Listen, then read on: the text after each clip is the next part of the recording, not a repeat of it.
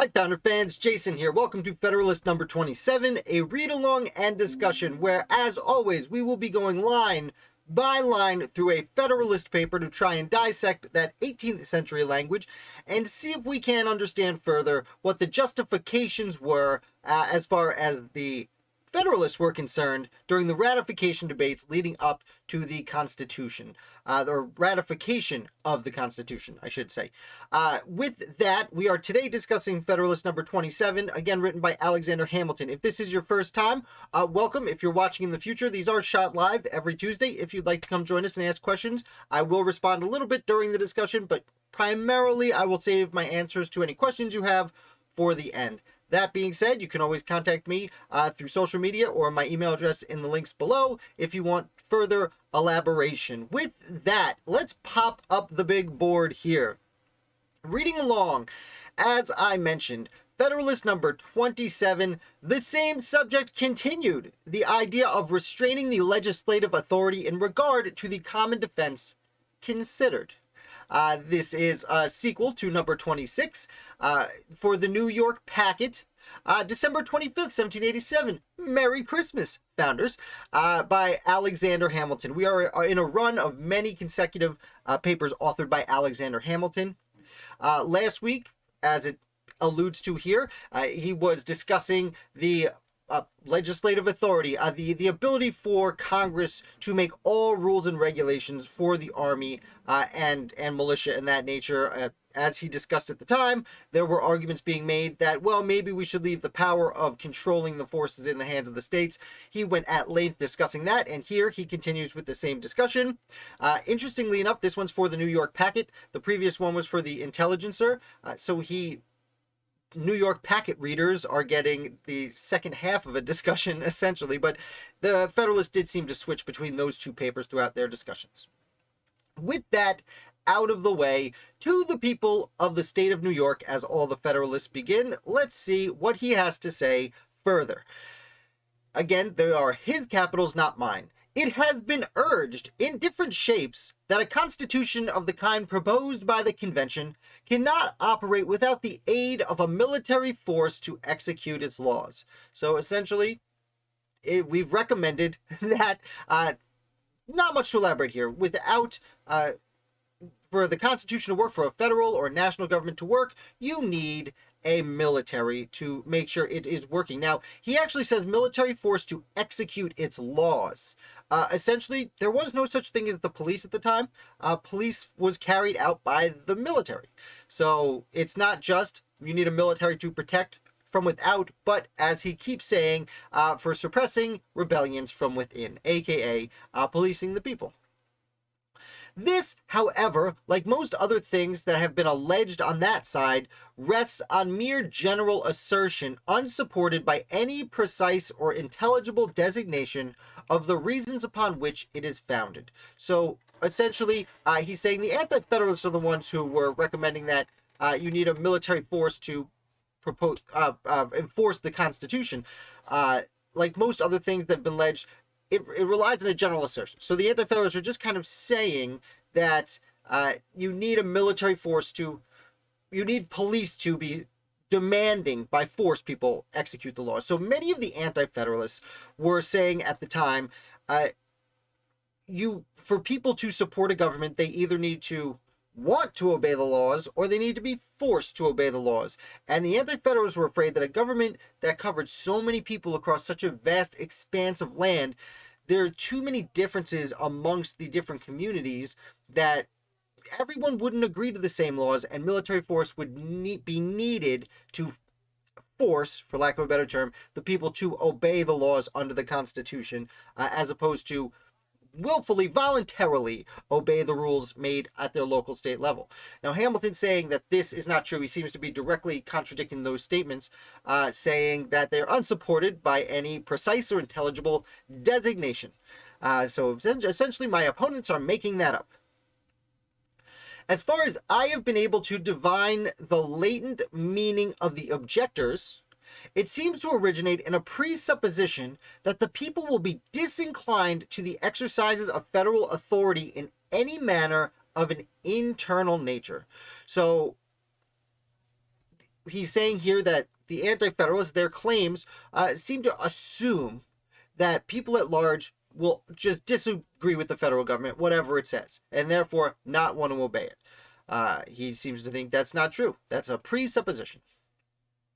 Waiving any exception that might be taken to the inaccuracy or inexplicitness of the distinction between internal and external, let us inquire what ground there is to presuppose that disinclination of the people. So let's take a look at why the Anti-Federalists are assuming that the people will not want to obey a federal government. Unless we presume at the same time that the powers of the general government will be worse administered than those of the state government, there seems to be no room for the presumption of ill will, disaffection, or opposition to the people. So, we'd have what Hamilton's saying is, you're just assuming that the people will not like the rules the federal government sets up. But why do we assume that the federal government or national government will be any better or worse than the state governments? It might be worse, could be better. You're making an assumption on that front. There will be no room for okay, so why make these presumptions? Hamilton believes, I believe it may be laid down as a general rule that their confidence in and obedience to a government will commonly be proportioned to the goodness or badness of its administration. So the people at large, they are going to either voluntary or not voluntarily support a government based on how good that government is. So like he was saying, just because it's a national government or a state government doesn't make one or the other good or bad.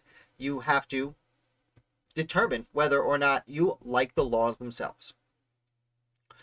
It must be admitted that there are exceptions to this rule, but these exceptions depend so entirely on accidental causes that they cannot be considered as having any relation to the intrinsic merits or demerits of a constitution. So there might be problems, there might be reasons that the people don't trust the national government, but they are, as he says, accidents. It's not necessarily always the case, just sometimes it does happen. Jethro saying he was right about that. Fair enough. These can only be judged of by general principles and maxims. I messed up the word of. I can do the 18th century language. The word of doesn't work. And if this is your first time, the word exigencies, I shouldn't have even brought it up. These can only be judged of by general principles and maxims. So, we're looking at theoretical, like broad look, wide fish angle lens macro view. But when we get down to the nitty gritty, we shouldn't just make assumptions that we won't like the big government or that the people at large won't like a big government. So we've got quite a long sentence here, unless I'm missing a period. Woof. I must have missed a period in here. This can't be one sentence. Well, we'll see how it goes.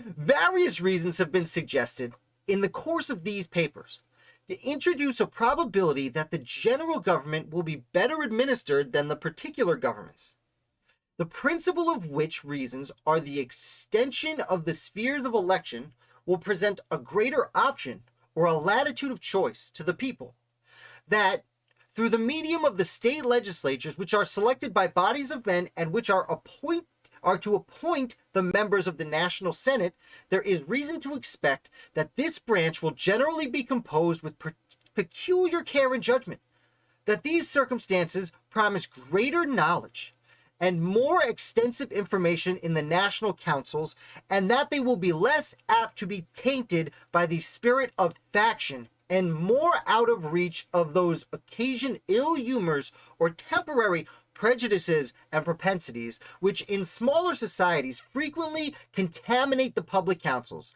beget injustice and oppression of a part of the community, and engender schemes which, though they gratify a momentary inclination or desire, terminate in general distress, dissatisfaction, and disgust. So I went a little farther. That is still by far the longest sentence we've read in any of the Federalist Papers. So let's break it down by section. So, various reasons have been suggested in the course of these papers to induce a probability that the general government will be better administered than the particular governments. So by particular governments, he means state governments, and general government, he means national government. Various reasons. Throughout these Federalist Papers, here we are at number 27, and up until now, we've given you very many reasons why the national government will probably have better rules and laws than the state governments. Now, he's going to go through at length why that might be. The principle of which, so most importantly, reasons are the extension of spheres of election will present a greater option or latitude of choice to the people. So there will be, he's essentially about to run through the first 26 Federalist Papers. First of all, because there's so many more people in the national government, or in the nation at large than the state governments, means there's more candidates that cream will rise to the top, and you'll have more better choices for people to run the national government than you have for the state governments, because simply it's a numbers game. Again, this is 1787. Many things Hamilton says in the Federalist Papers don't look so good anymore.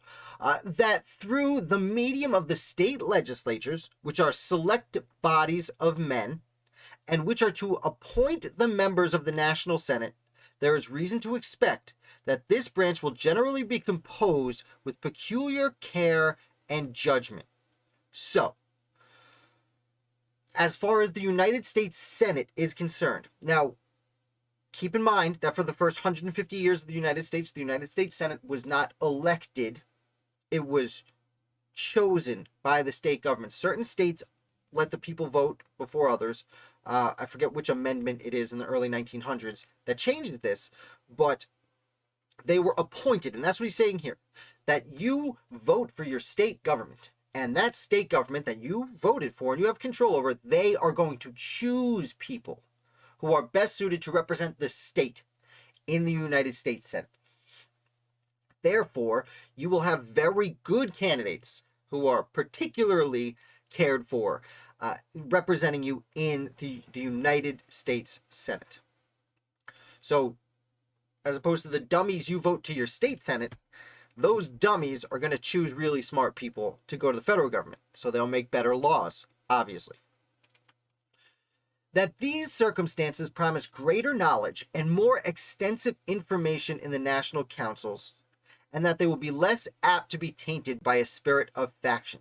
So the people, as I said, chosen to go to the United States Senate will be smarter than everyone else, and they will be less apt to be tainted by the spirit of faction, aka parties. They're people in the United States Senate, Hamilton assures you, will not be swayed by political parties. Obviously. Thank you, Hamilton.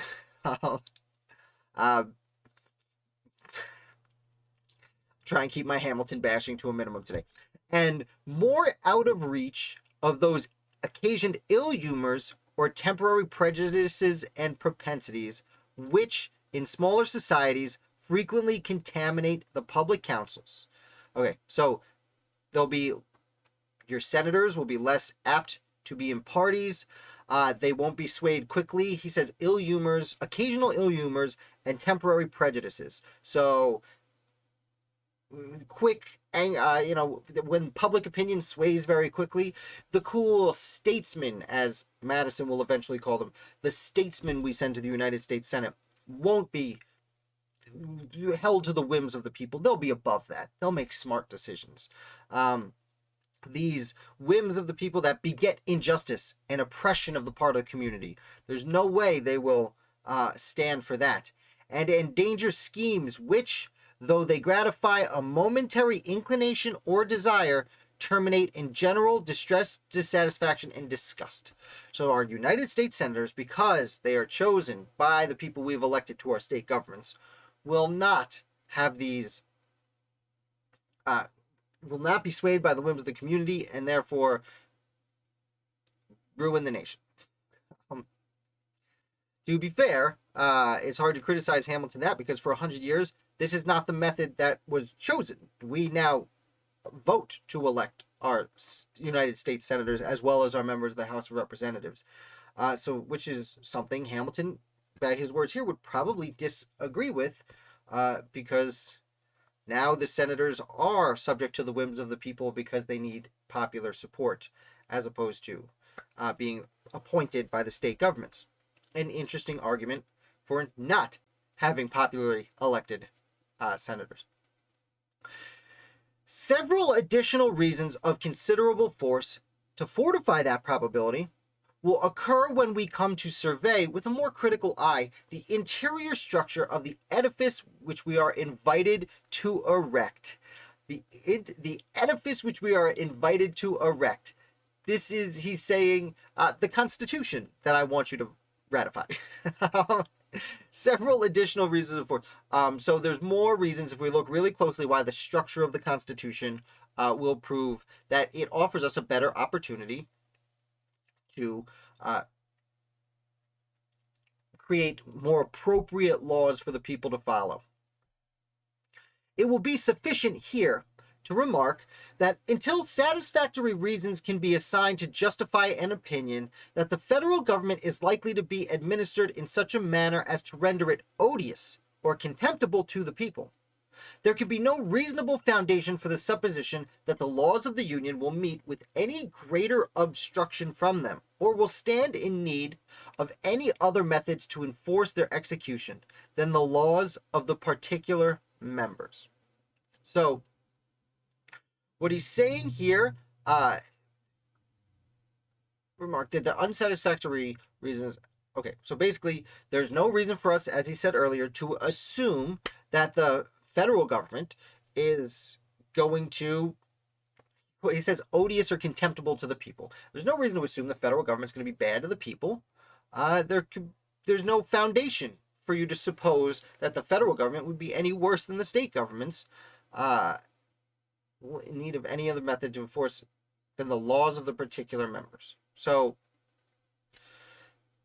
yeah. It's a long way of saying the same thing he said from the beginning. Don't make that assumption. LB girl, JFK addresses the appointed versus vote of the people. My take was always good to vote, but the Senate was probably more effective. Forgot to add JFK, address it in Profiles in Courage. Oh, interesting. Great reference. The Profiles of Courage. Great book, LB. I'll comment at the end about that, okay? The hope of impunity is a strong indictment to sedition. The dread of punishment, a proportionally strong discouragement to it. So, the hope of impunity, a strong indictment. See, this is why I'm saving it for the end, LB. I love the reference, but now I've thrown myself off. The hope of impunity is a strong indictment to sedition. Oh, incitement to sedition. So the hope, a dread of punishment, a probable stronger discouragement to it. So the fear of being, using force to demand you follow the laws is a better chance that people will, not support the government. Let's see, where's this in? Oh, is he going to ask himself some questions? He loves asking himself questions. Will not the government of the Union, which, if possessed of a due degree of power, can call to its aid the collective resources of the whole Confederacy, be more likely to repress the former sentiment and to inspire the latter than that of a single state, which can only command the resources within itself? Again, these are Hamilton's capitals. So he's referencing this first sentence. So the impunity is a strong impunity. I don't know why I'm having trouble with this word today. Incitement to sedition. So if you're not going to be punished, back to the sentence. Impunity, I believe he's referencing like punishment. If you're not going to be punished, then you might be seditious. But if you are going to be punished, you probably won't be. So, will not the government of the Union, if the federal government has a certain amount of power to enforce its laws, then people will be more ready to obey it.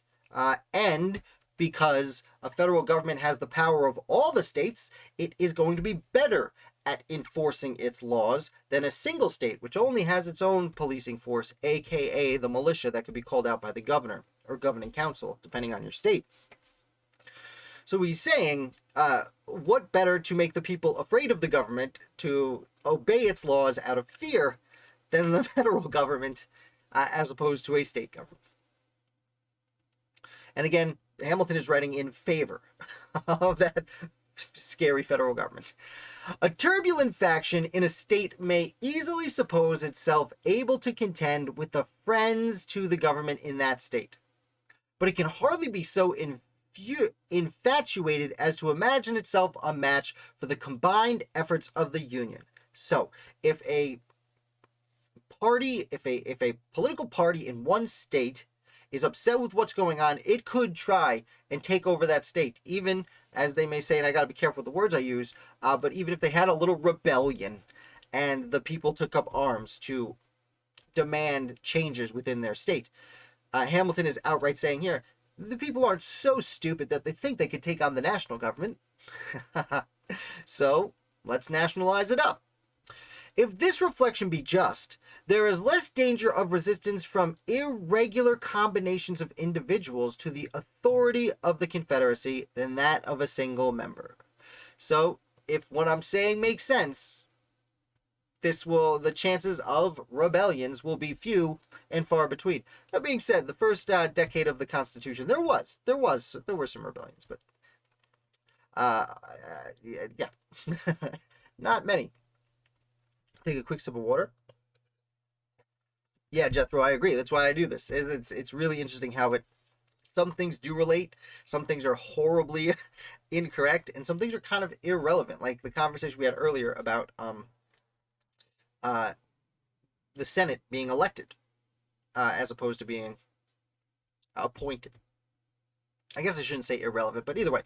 Got another long sentence here. I will, in this place, hazard an observation, which will not be the less just because to some it may appear new, which is that the more the operations of the national authority are intermingled in the ordinary exercise of government, the more the citizens are accustomed to meet with it in the common occurrences of their political life. The more it is familiarized to their sight and their feelings, the further it enters into those objects which touch the most sensible chords, and put in motion the most active springs of the human heart, the greater will be the probability that it will conciliate the respect and attachment of the community. That is a really interesting sentence now, isn't it? He's saying, so I'm gonna float something here. Hamilton's basically like, I have a take for you. Here's Hamilton's hot take of Christmas 1787. Now, the national government is new at the time, and that's one of the reasons people are a little bit nervous about it. But the more we have the national government, the longer it goes on, the more people will get accustomed to it. And the more you get used to the national government, the more you'll be okay with it. It'll be in your regular everyday political life. You'll be familiarized to it, to your sight and your feelings. It'll just be a part of the way your life operates. And as such, over time, it'll get closer to your heart. Eventually, he's kind of saying, at a time where most people said, I'm a Virginian or I'm a New Yorker, he's basically saying, eventually people will just say, I'm an American. It's an interesting prediction, and arguably came very, very true. The greater probability will conciliate the respect and attachment of the community. So, yeah, he's basically saying if we put this Constitution through, eventually people will just be Americans. Man is very much a creature of habit. Not a lot to elaborate on with that one. Thank you, Hammy. A thing that rarely strikes his senses will generally have but little influence upon his mind. So, a thing that rarely strikes his sentence. That's a fun sentence, too. If you don't notice something, you're not going to think about it. Sometimes he says really plain things, really fancy ways. A government continually at a distance and out of sight can hardly be expected to interest the sensations of the people.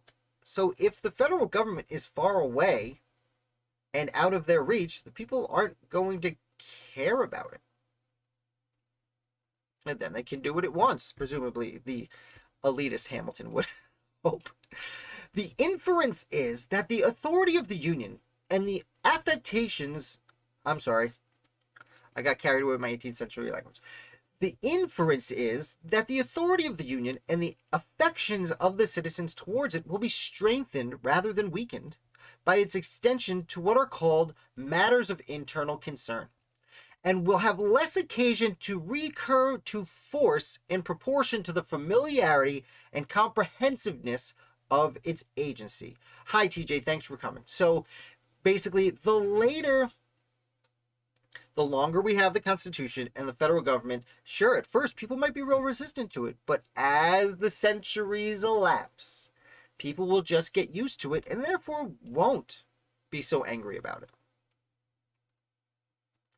The more it circulates through those channels and currents in which the passions of mankind naturally flow, the less it will require the aid of violent and perilous expeditions of compulsion. So, again, the longer we're hanging around, the longer we have the federal government, the less resistance to the laws you'll have, and therefore, the more voluntary compliance you'll have. And again, the less violent and perilous expeditions of compulsion, aka rebellions. Interesting. Man, long sentences today. One thing, at all events, must be evident: that a government like the one proposed would bid much fairer to avoid the necessity of using force than that species of league contend for by most of its opponents. I'm sorry, let me read this one again. I lost this sentence. One thing, at all events, must be evident: that a government like the one proposed would bid much fairer to avoid the necessity of using force than that species of league contend for by most of its opponents, the authority of which should only operate upon the states in their political or collective capacities. I think this has to be a misspelling. Maybe I typed it in wrong, but that species of league contend for by most... Either way, he's saying the federal government should not want to have to suppress people. It should want the people to voluntarily obey. Oh, and what does it say here? The authority of which should only operate upon the states in their political or collective capacity. So the states shouldn't have to force, do the bidding, do the forcing of the feds. It has been shown that in such a confederacy there can be no sanction for the laws but force. That frequent delinquencies in the members are the natural offspring of the very frame of the government, and that as often as these happen, they can only be redressed, if at all, by war and violence. So it's been shown that in such a confederacy, so under the Articles of Confederation, force is the only way to make people obey. Delinquencies of the members are the natural frame. So as we've discussed in the past, states just aren't paying their bills. These governments have to force the people to obey. As it's been shown, is essentially, he's pointing at mostly Shays' Rebellion, but the rebellions in Pennsylvania and New Hampshire, and the rebellions breaking out around the colonies. So they have to. We've seen that the states are suppressing their people with violence. They have to. And the federal government, if anything, will make people throw up their hands and say there's no way we can do anything, so might as well not revolt against this distant national government. Isn't that great? The plan reported by the convention, by extending the authority of the federal head to the individual citizens of the several states, will enable the government to employ the ordinary magistracy of each in the execution of its laws. Excuse me one second. Simple water here. Will enable the government to employ the ordinary magistrate Oh, so essentially, the states will also have their own laws, but they won't have to really worry about enforcing them because the federal government can do the enforcing. Again, there was no police force at this time. There was simply regular soldiers and militia, which would be enforcing the laws. Essentially, the only paid officer was a sheriff who would call in the militia when they had to, or the posse, although that is a discussion for another day. The Federal Farmer, I think, was the Anti-Federalist, or maybe it was the Impartial Examiner. One of them brought up the idea of posse comitatus and why that is not in the Constitution. As in, why can the federal government call the state militia to its aid, but the local sheriff can't? Either way, I bring that up because this sentence is basically alluding to the idea that the federal government, since they can enforce laws on the individual citizens, now if the state government makes a law, the federal government can come in and enforce the state laws if the states need enforcing and can't do it themselves, which again he referenced earlier that he doesn't think they could. Despite the fact that at Shays' Rebellion, Massachusetts literally just did. In the paper money riots, New Hampshire literally just did. He's kind of ignoring the end that it actually did happen.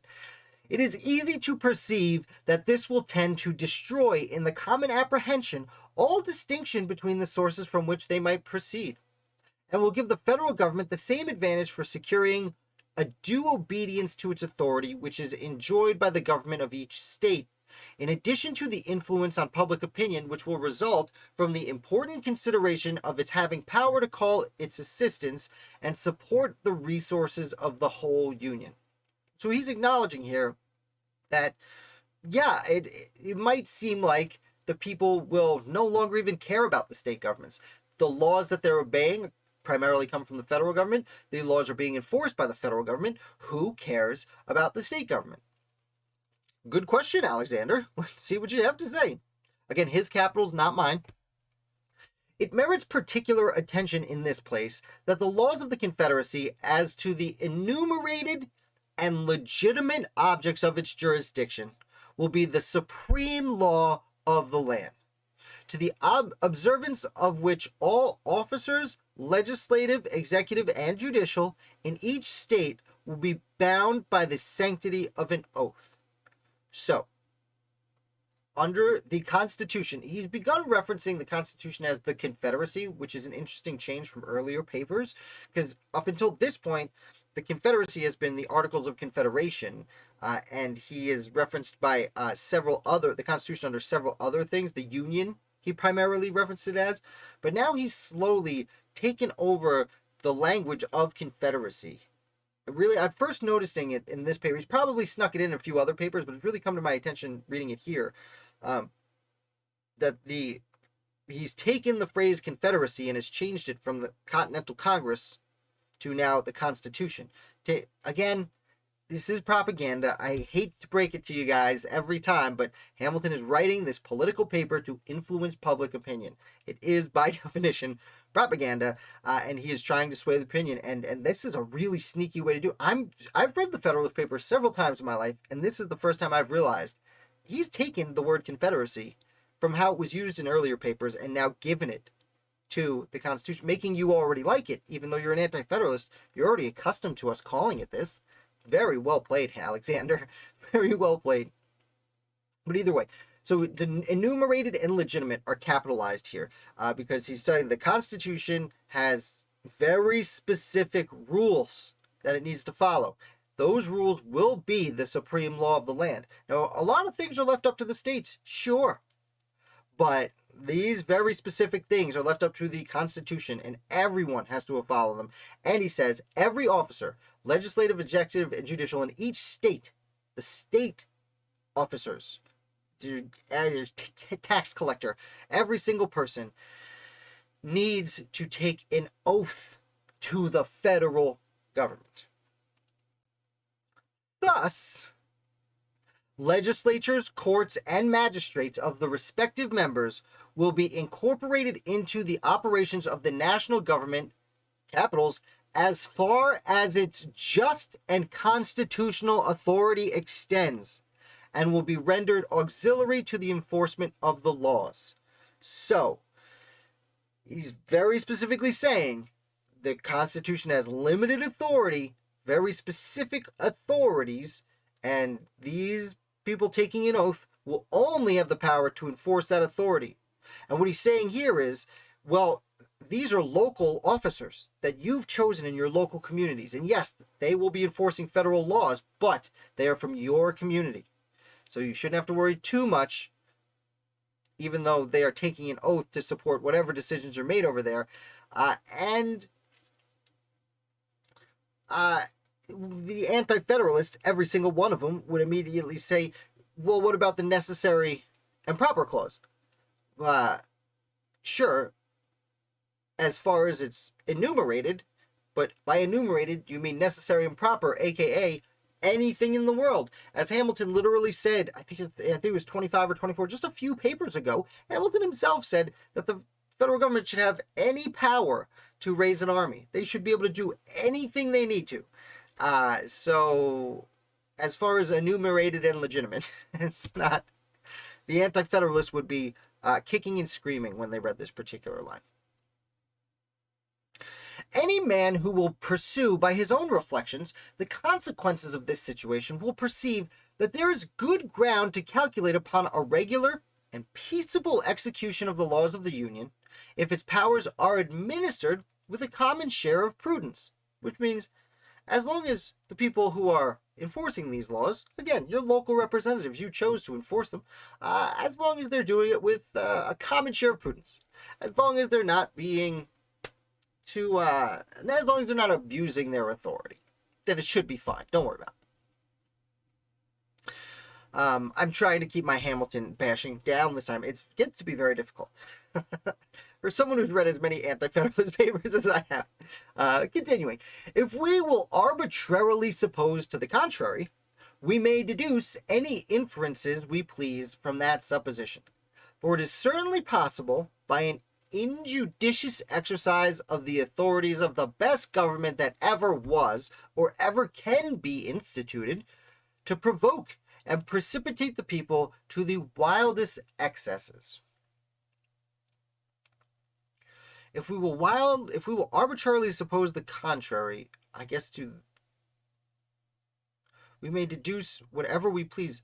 I think so. Arbitrarily and suppositions. I think he's referencing to the first paragraph he was discussing here. He's like doing a real, because we're close to the end. Yeah. So he's actually calling all the way back to the first paragraph here, where he was saying we shouldn't suppose that the federal government is going to make worse laws than the local government. There's just as good a chance your state government's going to make crappy laws when the federal government will make good ones. And he actually laid out a long argument as to why that would be. It is certainly possible by an injudicious exercise, even if you're under the best government in the world, if you're saying, hey, that government is bigger, so it's definitely worse every single time, you can make people go crazy and lose their minds and not agree with even the most great laws. You know? Well, it says thou shalt not kill. Yeah, but it's the federal government, so I disagree with it. You know, like, that's essentially what he's saying here. Don't do that. He's ending with a question. But though the adversaries of the proposed constitution should presume that the national rulers would be insensible to the motives of public good or to the obligations of duty, I would still ask them how the interests of ambition or the views of encroachment can be promoted by such a conduct. Publius. But but the adversaries of the proposed constitution should presume that the national rulers would be insensible to the motives of public good. So anti-federalists, even if they think that they're going to be against public good, why would being against the public good... Okay. So if you're a United States senator, the anti-federalists think you're just going to be terrible because you're on the national stage. But how would ambition improve their lives? And it's because they take lobbyist money. It's pretty obvious at this point. Money, money, money, money. Hamilton says the guy who in a few years is going to assume the national debt, quit his job, and go start a few banks and the stock exchange in New York City. I can't seem to understand what it is that would make people go against the public good on the national stage. Cool, man. Anyway, yes. Thou shalt not. There are words I do my best not to use on YouTube, Jethro, which is why I try and be super cautious. And I know every time. I mean, I know I use the word rebellion a few times. In this. It's not like I'm big enough to be monetized anyway, but that's not the point here. And you said something earlier. Now we are at the end here, so that about wraps it up. Bring myself up, big screen. There I am. Hair fell down. Need to get a haircut. Been saying that for a few weeks. I don't know. Now I'm blurry. You had said something fascinating, how permanent administrators may play the role Hamilton envisioned for the Senate. Permanent administrators, interesting. That is kind of, yeah. Yeah, I don't know how to reflect on that. I will say, I do say this from time to time, we live in Hamilton's America. He's not right. He doesn't hit on every single thing. I'm just going to get rid of that fuzziness.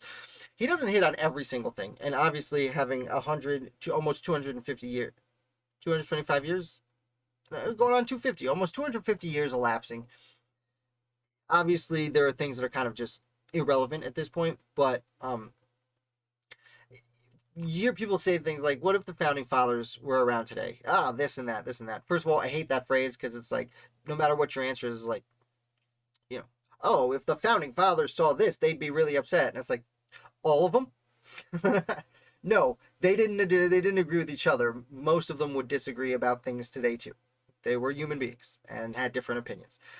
But if they were to awaken today and look around at the world, most of them, it's hard to tell what they would feel, how they would react. Hamilton would come to America right now and be like, yes, this is what everything is going exactly as I planned. We'll get more into that in future Federalist papers, but I'm really not kidding. Like he wanted the government. He essentially, even Madison to a degree, wanted the government to not work just right, so that businesses could continue to prosper, and we wouldn't have the federal government take over businesses. We wanted private corporations to, let's say, hog all the currency. Again, Jethro, I haven't seen you comment before. I don't believe I try my best to keep modern politics out of these discussions, really as best I can. It's obviously very, very, very difficult when we are talking about the Constitution itself and the framework of the Constitution and how he is predicting the operation of the government, because we have the benefit of hindsight to reflect on what he got right and what he got wrong, and what we may or may not have disagreed with at the time. Hamilton 2022. Yeah, no, it's not great. It's not gonna happen. Rather have Burr, if I'm being honest with you. He seems like a lot more fun. That being said, just to recap, excuse me. Let me take a sip of water. We'll recap this paper. And by drink of water, I mean let me take a shower real quick. Whoops. Hamilton in Federalist number 27 comes in real hot, discussing why and now I'm drawing a blank. Now, I should have just done the recap, then we could have gone into the discussion here. Hamilton cheated in the duel. Cheaters never win. Am I right? Am I right? Okay. I forgot where I was. Okay, we're going to recap. People are joining us a little bit late. We have finished reading through Federalist number 27. Oh, what fun it was. Federalist 27, Hamilton is discussing the Congress, and he's tackling anti-Federalist complaints that the federal government has too much power and is too distant from the people. It was a common anti-Federalist complaint. The federal government is too far away. The people will never be attached to it, and they'll never obey the laws, and therefore they won't voluntarily comply. They will have to be forced to comply with force. Hamilton says, hey, we shouldn't just assume that because the federal government is bigger and further away from the people that the laws would be worse. In fact, he lays out several reasons why he thinks the laws might even be better. Specifically, at a time where you didn't vote for United States senators, they were appointed. He says, you vote for your state government, and then those people will choose as a community who they think are the wisest, best statesmen to represent you. And therefore, the people in the United States Senate will be very particularly selected to make the best possible laws for everyone.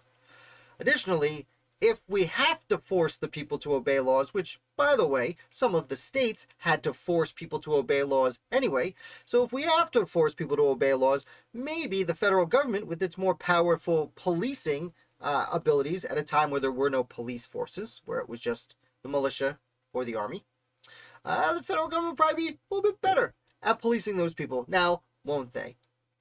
Additionally, Hamilton goes on a little bit of a lengthy discussion that he essentially calls a take. That, I'm just coming up with this, but the idea is that people right now are not attached to the federal government, but as time goes on, as we force them to obey the laws, they'll just get used to it, and they won't have as many reasons to disagree with the federal government because they'll just be accustomed to these being the laws of the land. Additionally, while the people may take up arms and rebel against their state government, the national government is going to be too big. They'll never take on that army, so the people just won't rebel anymore. Isn't that convenient? After this, he essentially elaborates for a while, goes on a little bit of a discussion there, and then goes back to calling out the Anti-Federalists for just trying to stoke people's fears more than put up good arguments, which, again, if you've watched any of my Anti-Federalist videos, you'll know they put up some legitimate arguments. That's why Hamilton has to discuss them in the Federalist Papers. So that's a review of Federalist number 27. It's a fun one. He gets a lot of things wrong. As always, Hamilton's not my favorite. I'm looking very much to getting back to some James Madison. We still have like 6 or 7 papers before that happens. Although Hamilton, as I've said before, if this is your first time, Hamilton is the far better writer when it comes to propaganda and selling things and scaring you and getting things going.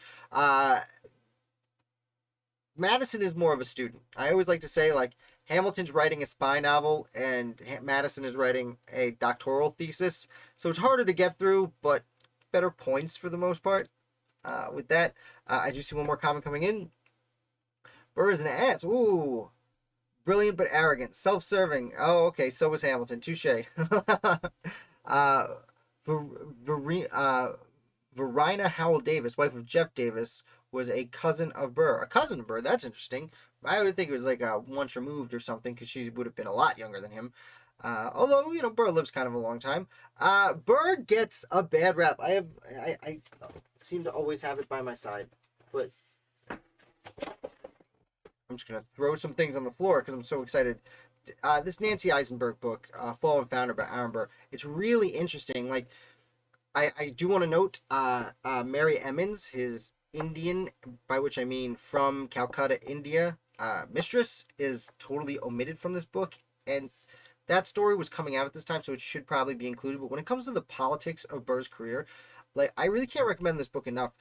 Aaron Burr found a really interesting middle ground in the American Revolution, and I talk about him a lot recently, so I apologize if I am repeating myself, but he tied Thomas Jefferson to be the 3rd president of the United States of America. He is the 3rd vice president, but he tied to be the 3rd president of the United States of America. That doesn't just happen. You don't just get to be, as LB puts it, ass, and get to be president. It's politics, so you gotta be a little conniving, but everyone on the list was conniving. They were all, if you're top of the list, you gotta be a little conniving, except Washington. Yeah, like Washington and Eisenhower are like the 2 presidents who didn't have to do anything. They just won the war. But yeah, Aaron Burr's a fascinating character because of that. he makes his way up. Like, his father had been president of Princeton, so he did come from privilege, but his father dies when he's young, and he's not one of the big families of New York while he's making his way up in New York politics. He is good at his job. He makes a lot of interesting recommendations. The first state to have a bill presented to permit women to vote was New York, because Aaron Burr brought it to the table. He then goes on and becomes Attorney General. During the constitutional debates, he's a little, he's like nominated to go to the convention, but then turns it down the week before. But he works really hard. He does a great job as Attorney General of New York, puts through all these sweeping reforms, and ends up, because he's moderate at a time where the Federalist debates are going on. The Federalist Papers are being published in the New York papers, as are most of the important Anti-Federalists, all being published at the same time in New York State. And he's kind of staying out of it, that once the dust settles, the Federalists win and get the Constitution. But the Anti-Federalists, George Clinton's still governor of New York. The Anti-Federalists still run New York and are pissed about the United States Constitution. Pissed. And Aaron Burr, because he's got friends on both sides, he gets sent. He's a dark horse who gets sent to the United States Senate and does a great job being moderate and unbiased. He makes his own party upset because he agrees with people who were not happy with certain voting outcomes and the way things were being handled. He makes everyone upset, but also makes everyone likes him. That's why he's chosen to be the third vice president. Most of the vice presidents, many, until Andrew Jackson and Martin Van Buren, it's like 4 of the first 7 vice presidents are from New York State, because New York is the most important swing state in the nation. And that's why one of the reasons they need a guy from New York to run for vice president, and that's why Aaron Burr's chosen, is because he's moderate. Like, no one loves him. Everyone admires his abilities, and he's unbiased. He's not affected by party. He kind of defaults to the Anti-Federalist because Hamilton is in the paper. Hamilton starts talking trash about him simply because he doesn't fall in line. Hamilton's got his lackeys, he's got his cronies, and Burr does not fall in line like Hamilton expects everyone to fall in line. And that's why the Democratic Republican Party, as it emerges, really, that's why they like him the most in New York, because he's bothered Hamilton. Then they don't like him because he ties Jefferson instead of stepping back. He's like, well, I mean, all I need is 1 vote and I get to be the 3rd president of the United States. I mean, can you blame him? You need 1 vote. 1 vote. And that's when Hamilton comes out and, of course, says, okay, someone vote for Jefferson over here.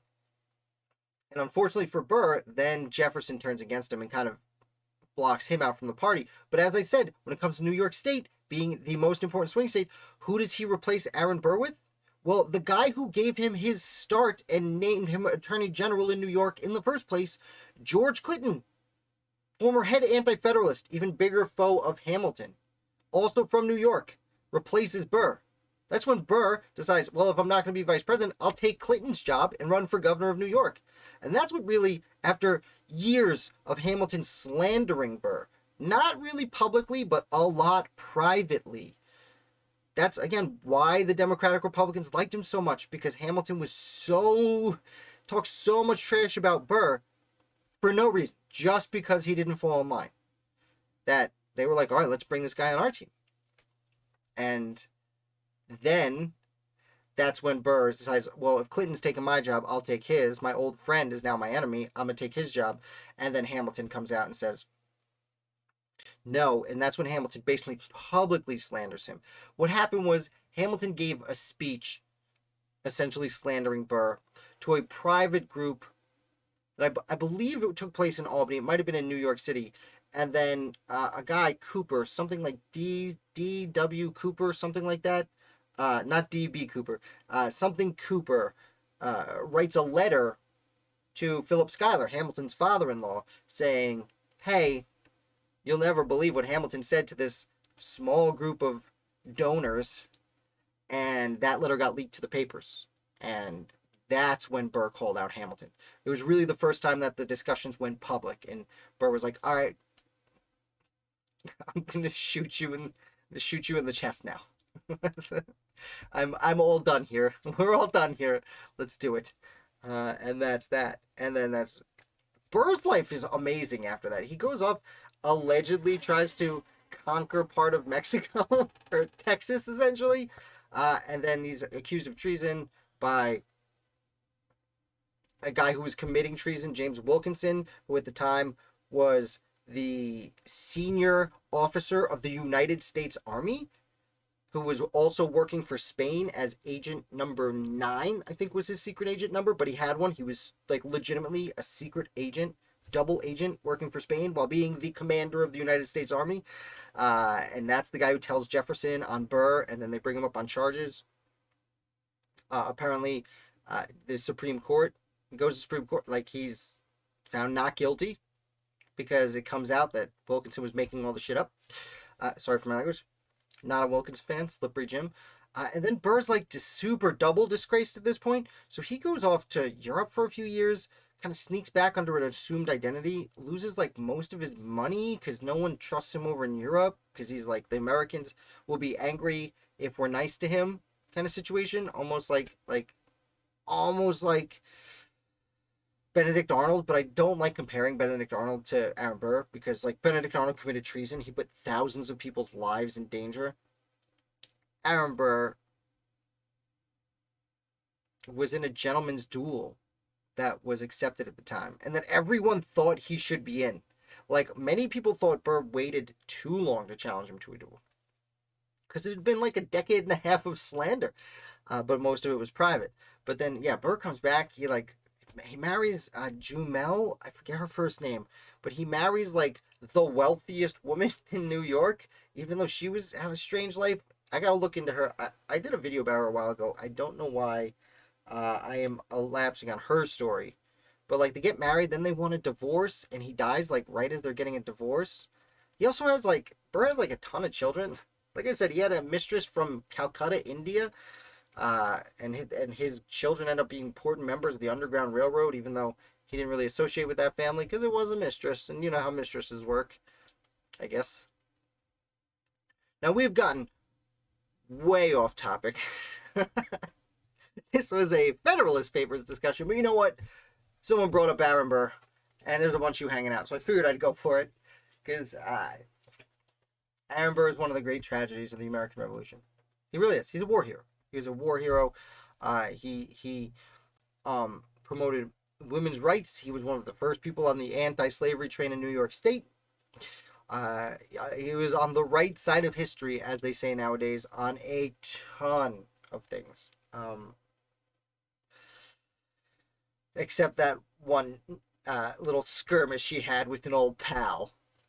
And the whole filibuster, they called it filibustering. Filibustering is not the word it is today. At the time, filibustering was essentially getting a bunch of people to join a militia under your command. Say, hey, come on, guys, join this militia. We're going to go invade New Spain. But just before it was sold, or just before Spain was conquered, no. About the time Spain was conquered by Napoleon, he wanted to go invade, essentially, Texas, and it was called a filibuster. It was something people did, but it was looked down upon. And what's fun about that is we don't know what he was thinking. We don't know if he was really trying to start a new country and name himself emperor. Probably not. Or start a new country and name himself president. Possible, because there were many little nations popping up in the area. Because if a place wanted to be a state, first they would have a rebellion, declare themselves a nation, and then say, can we join the Union? Didn't always work. But there's like West Florida had a nation. The Republic of West Florida popped up under Fulmore Skipwith. Vermont did essentially that.